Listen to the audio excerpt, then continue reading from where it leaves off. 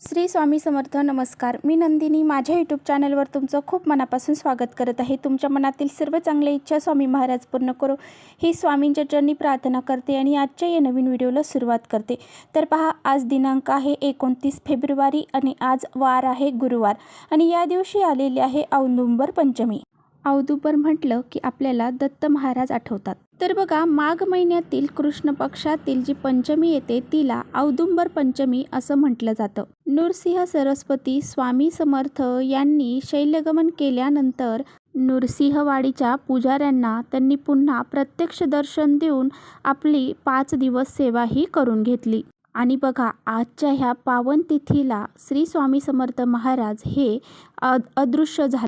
त्यामुळेच बघा, या दिवशी वाडी येथे गुरुप्रतिपदा या दिवसापासून ते औदुंबर पंचमीपर्यंत जागरणाचा महोत्सव हा साजरा केला जातो. या दिवशी नृसिंह सरस्वती यांच्या पादुकांची मध्यरात्री महापूजा होते आणि त्यानंतर विविध कार्यक्रम हे केले जातात आणि तिथे रात्रभर सेवा ह्या चालू राहतात आणि पहाटे पालखी सोहळा असतो. त्याचबरोबर बघा, जे औदुंबर पंचमी आहे त्या दिवशी पहाटे रात्रभर जागरण सोहळा चालू राहतो आणि त्याचबरोबर पहाटे दत्त महाराजांचा काला होतो आणि हा दिवस वाडीमध्ये अत्यंत आनंदाने साजरा होत असतो. म्हणूनच बघा, या दिवशी गुरुवार देखील आहे आणि त्याचबरोबर औदुंबर पंचमी आहे. म्हणूनच आपल्याला या दिवशी दत्तगुरूंची पूजा करायची आहे, सेवा करायची आहे. त्याचबरोबर आजच्या दिवशी आपल्याला काही उपाय देखील करायचे आहेत.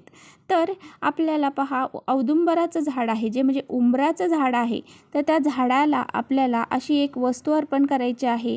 ही वस्तू जर आपण औदुंबराच्या झाडाला अर्पण केली तर कधीच पैशाची कमी पडणार नाही. घरात मुलांची, पतीची प्रगती होईल आणि आपल्या घरामध्ये कधीही धनधान्यांची कमतरता राहणार नाही. संपत्ती, ऐश्वर हे सुद्धा आपल्या घरामध्ये कमी पडणार नाही. उपाय कसा करायचा आहे हेच आपण आजच्या व्हिडिओमध्ये पाहणार आहोत. त्यामुळे व्हिडिओ कुठे स्किप न करता शेवटपर्यंत नक्की बघा, जेणेकरून तुमच्यापर्यंत योग्य ती माहिती पोहोचेल.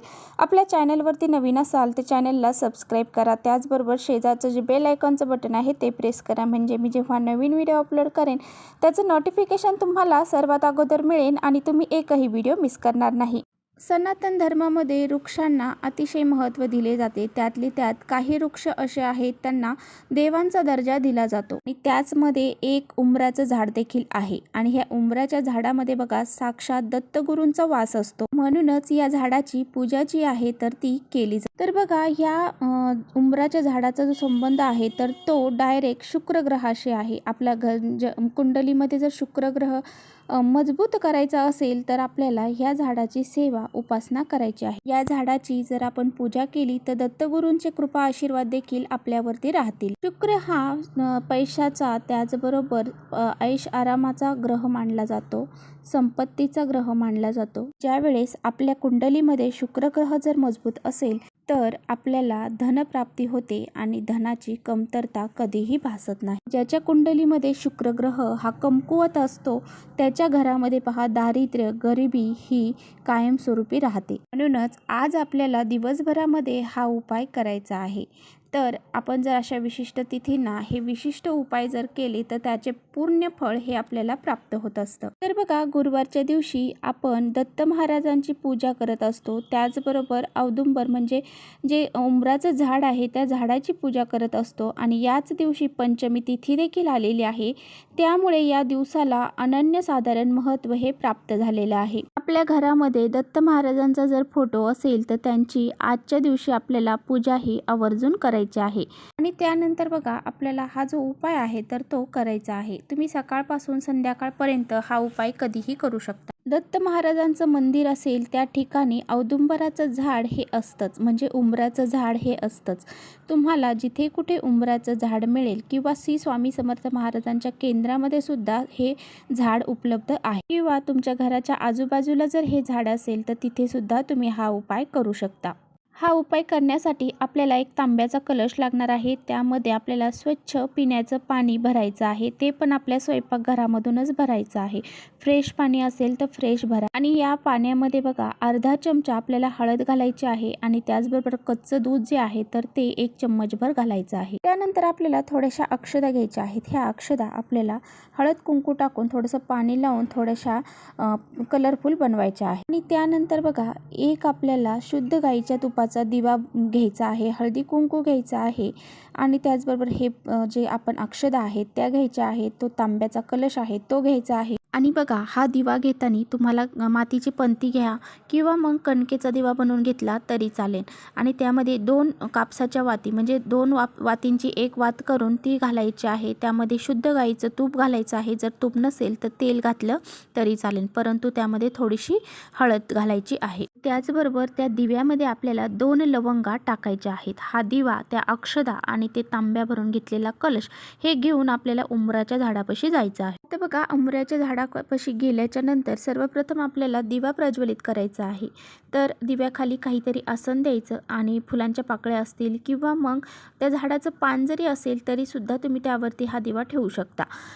तर अशा प्रकारे काही ना काही आसन द्यायचं आहे, अक्षता ठेवू शकता आणि हा दिवा प्रज्वलित करायचा आहे।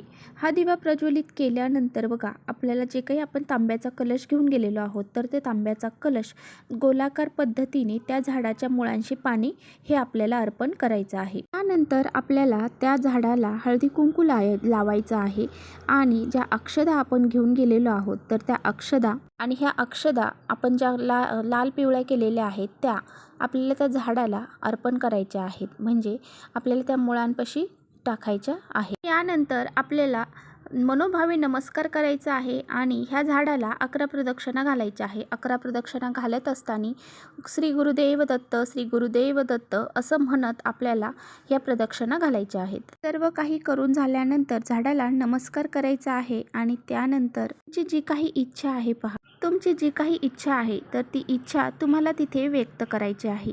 कोणत्याही समस्या असतील, अडचणी असतील त्यासुद्धा तुम्हाला तिथे सांगायच्या। घरामध्ये सुख शांती समृद्धी नांदावी, आपल्या घरातील दरिद्री निघून जावी यासाठी आपल्याला प्रार्थना करायची आहे। त्यानंतर पहा तिथे खाली त्या झाडाच्या मुळाशी जी काही माती आहे थोडीशी ती आपल्याला आपल्या घरी घेऊन यायची आहे आणि ही माती घरी आणल्यानंतर ही माती जी आहे एका वाटीमध्ये ठेवायची आहे, आपल्या देवघरामध्ये ठेवायची आहे आणि संपूर्ण दिवसभर रात्रभर ती वाटी आपल्याला तिथेच राहून द्यायची आहे। आणि दुसऱ्या दिवशी सकाळी उठल्यानंतर अंघोळ केल्यानंतर त्या वाटीमधली जी माती आहे तर ती आपल्या घरामध्ये किंवा बघा घराच्या बाहेर ज्या कुंड्या आहेत त्या कुंड्यांमध्ये ही माती तुम्ही टाकून देऊ शकता किंवा झाडं असतील त्या झाडांखाली टाकून देऊ शकता। बघा उंबराच्या झाडाच्या खालची ती माती आहे तर ती आपण या दिवशी घरी जर आणली तर आपल्या घरातली दरिद्री निघून जाते, घरामध्ये सुख शांती समृद्धी निर्माण होते। बघा औदुंबराच्या झाडाला आपण ते पाणी अर्पण केल्यामुळे आपल्या कुंडलीमधला शुक्र ग्रह हा मजबूत होत असतो। अशा प्रकारे हा उपाय आपल्याला करायचा आहे। तर चला इथेच थांबवते। माझा व्हिडिओ आवडला असेल तर नक्की लाईक करा, चॅनलवर नवीन असाल तर चॅनलला सबस्क्राईब करा। परत भेटूया अशा छानशा व्हिडिओ सोबत, तोपर्यंत श्री स्वामी समर्थ।